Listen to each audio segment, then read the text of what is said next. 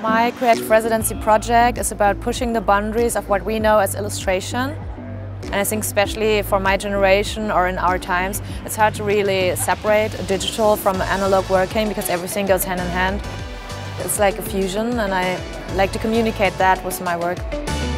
I think it really reflects who she is, and I love that she did that. She really did what felt right from inside her, and I think that's what you can see and feel.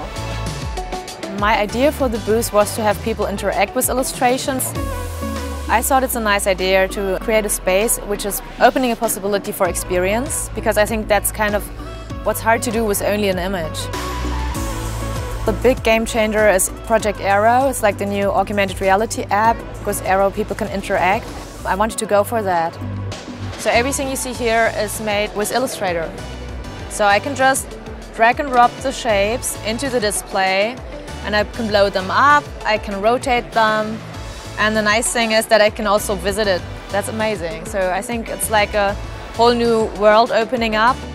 We have a community which is like eager to see new things, to experience creativity in a new format. It's really nice for me to partner up with Adobe. I could be super free, and I think you can see that, and I highly appreciate it.